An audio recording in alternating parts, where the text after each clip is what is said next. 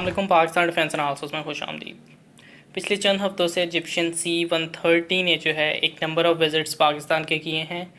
तकरीबन 5 से 6 विज़िट जो हैं वो लास्ट 2 महीनों में किए जा चुके हैं और इस चीज़ की जानिब वाज़े चांस है कि ये C-130 जो हैं ये मिराज 5 या हॉरस की डिलीवरी के लिए यहाँ लाए जा रहे हैं। प्रिज्यूमेबली नॉकडाउन किट्स की सूरत में जो कि प्लान के हिसाब से पाकिस्तान के जो मौजूदा मिराज 5 जेट्स हैं उनके स्पेयर्स के तौर पे काम किए जाएंगे, जबकि कुछ हॉरस जो हैं उनके मज़ीद आर्ट्स भी पूरे करवाए जा सकते हैं। RC-400 रडार इसमें मौजूद है। इसके अलावा हॉरस अपग्रेड में कई ऐसी चीज़ें भी मौजूद हैं जो कि पाकिस्तानी मिराज में मौजूद नहीं हैं। तो मुझे यकीन है कि हॉरस की एबिलिटीज़ को भी एक बार यकीनन टेस्ट किया जाएगा। हाउएवर ये तमाम चीज़ें कहने के बाद भी चंद एक वजूहात हो सकती हैं जिनकी वजह से ये C-130 जो है उसको पाकिस्तान आने की ज़रूरत पड़ी। इनमें सबसे पहले जो है ऑफ कोर्स कोविड-19 हो सकता है, जिसके लिए मुख्तलिफ PPE यानी पर्सनल प्रोटेक्शन इक्विपमेंट की डिलीवरी जो है इससे की जा सकती है। एक और ऑप्शन भी इसमें मौजूद है, लेकिन इसके आसार जो हैं बहरहाल कम नज़र आ रहे हैं। खैर, आप जानते हैं कि जिप ने बहुत से फाइटर जेट्स पिछले कुछ अर्से में लिए हैं, जिनमें रफ़ाल, यूरोफाइटर टाइफून और MiG-35 वगैरह शामिल हैं। और हालांकि इतने एसेट्स रखने के अपने नुकसान भी हैं, जो चीज़ जहन में रखने वाली है वो ये कि मिस्र के पास जो है F-16 भी वाफिर तादाद में मौजूद हैं। हालांकि F-16 उनके पास ब्लॉक 30 से ब्लॉक 40 के हैं, लेकिन AIM-120 के मिसाइल से जो है वो लेस नहीं हैं। और इतने नए एसेट्स लेने के बाद जो है मुमकिना तौर पे इन F-16 को पाकिस्तान की जानिब भेजा जा सकता है।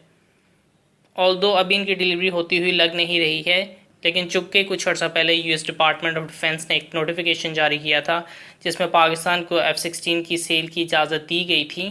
तो ऐसा हो सकता है कि ये उसके साथ मुनासबत रखता हो।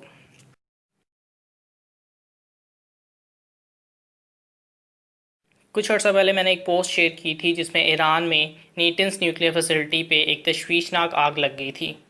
शुरुआत में ईरान ने इसे एक आग का कहकर ज़्यादा नुकसान सामने नहीं लाया था, लेकिन इसके हवाले से कंसर्न बहुत ज़्यादा थे कि जो आग लगी है उसकी बहुत ज़्यादा संगीन पेचीदगियाँ हो सकती हैं। इनफैक्ट मैंने इस हवाले से एक हिस्सा जो है रिकॉर्ड भी किया था, इसे भी मैं ऐड कर दूँगा।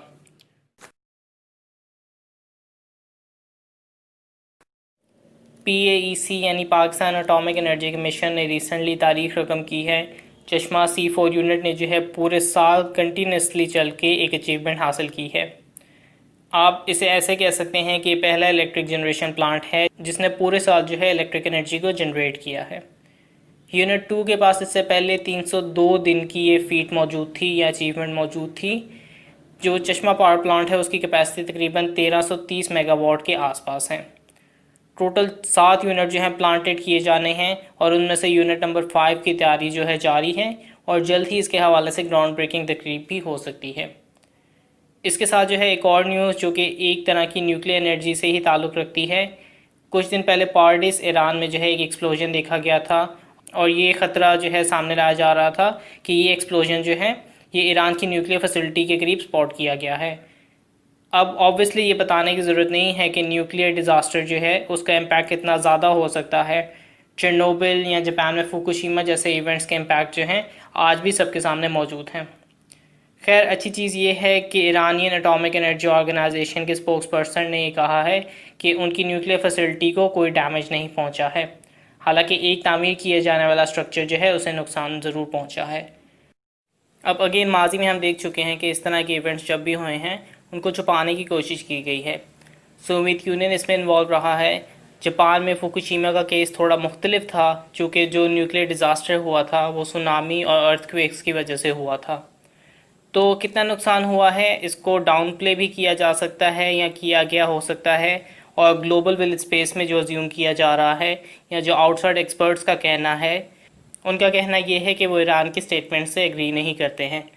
उनके मुताबिक जो आग देखी जा सकती थी वो नई तामीर करदा सेंट्रीफ्यूजल फैसिलिटी की हो सकती है। BBC को इसकी न्यूज़ जो है पब्लिक होने से पहले मिल गई थी।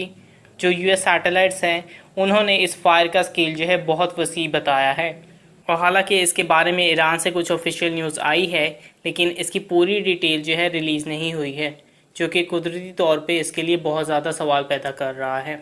इस चीज़ का हमें पता चल चुका है कि नुकसान या ख़दशात जो हैं वो दुरुस्त थे, और इनफैक्ट ये ईरान की अपनी किसी कोताही की वजह से नहीं हुआ, बल्कि इजराइल का इसमें अमल दखल है।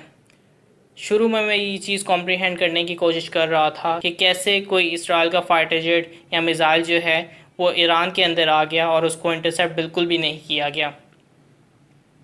ना सिर्फ ईरान की बाउंड्री के पास बल्कि जो तमाम ममालिक ईरान और इसराइल के दरमियान आते हैं उन तमाम ममालिक में से किसी ने भी इस चीज़ को इंटरसेप्ट नहीं किया। लेकिन जो ईरान की न्यूज़ है या वो जो क्लेम कर रहे हैं वो ये कि ये जो हमला हुआ है ये मिज़ाइल या फाइटर जेट के इस्तेमाल से नहीं हुआ बल्कि उनकी सीक्रेट इंटेलिजेंस ने ये प्लान जो है सरअंजाम दिया था। बहरहाल ईरान जो है इसका मुकाबला ज़रूर करेगा और जहाँ तक मुझे पता है ईरान ने इसकी शुरुआत भी कर दी है। ईरान बज़ाहिर अब अपना LRSAM यानी long range surface to air missile जो है बावर 373 सीरिया में उतारने वाला है। 200 किलोमीटर की रेंज इसकी है और चूँकि ईरान जो है एक मैसेज देने के मूड में है इसलिए कोई लाइटर वर्जन शायद इसका ना भेजा जाए। ऑफ कोर्स अगर इसराइल की किसी फ्लाइंग एसेट को निशाना बना सकता है तो ईरान के लिए इससे बड़ी फतह क्या होगी। इस सिस्टम की टेस्टिंग और इंटेग्रिटी जो है दोनों सामने आ जाएंगी और उससे ईरान जो है एक मॉरल विक्ट्री भी हासिल कर सकेगा। आखिर में दो अहम इवेंट्स पाकिस्तान के डिफेंस सेक्टर में पेश हुए थे। सबसे पहले PNS यरमूक को 13 जुलाई को पाकिस्तान नेवी में इंडक्ट किया गया था।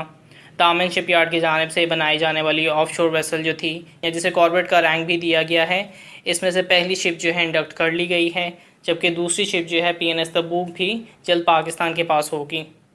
फोर्स मल्टीप्लायर, इसमें एक नंबर ऑफ़ रेडार्स और प्रोटेक्शन सेंसर्स लगे हुए हैं। नोटेबली एसलसान का LPI रेडार जो है इसमें मौजूद है, जो कि एक बहुत इंटरेस्टिंग चीज़ है। दूसरी तरफ JF-17 थंडर ब्लॉक 3 के इंजन के हवाले से कुछ दिन पहले मज़ीद कुछ इन्फॉर्मेशन सामने आई थी। आई एम श्योर आपके पास इस हवाले से जो इम्प्रूव फीचर हैं वो मालूम आपने कर लिए होंगे, लेकिन यहाँ पे मैं एक दूसरी चीज़ की जानिब बात करना चाहूँगा। ये चीज़ क्लियर है कि RD-93MA जो है अभी अपनी टेस्टिंग की स्टेज में मसरूफ़ है। ऐसा कोई एविडेंस मौजूद नहीं है जिससे साबित हो कि पाकिस्तान एयरफोर्स की JF-17 थंडर ब्लॉक 3 की टाइमलाइन जो है वो इस RD-93MA की टाइमलाइन के ऐन मुताबिक थी। ये UAC का अपना वेंचर हो सकता है और इससे शायद हमें ब्लॉक 3 में कुछ डिले देखने को मिल सकता है। नाउ अगेन जो तस्वीर ब्लॉक 3 की पहले सामने आई थी वो यकीनन इसका फ़ाइनल वर्जन नहीं था और उसमें यकीनन चेंजेस होनी थी। लेकिन अगर RD-93MA जैसे मेजर इंजन चेंज पे अब जाकर बात हो रही है तो शायद ब्लॉक 3 के आने में कुछ वक्त लग सकता है, अनलेस ब्लॉक 3 के पहले यूनिट्स को वो ना छेड़ें और अगले बैचेस में या स्क्वाड्रंस में इस फीचर का इजाफा किया जाएगा। सब्सक्राइब और अगर आपको कोई फीडबैक है तो उसे कमेंट बॉक्स में डालिए। तब तक के लिए पीस आउट। पाकिस्तान जिंदाबाद।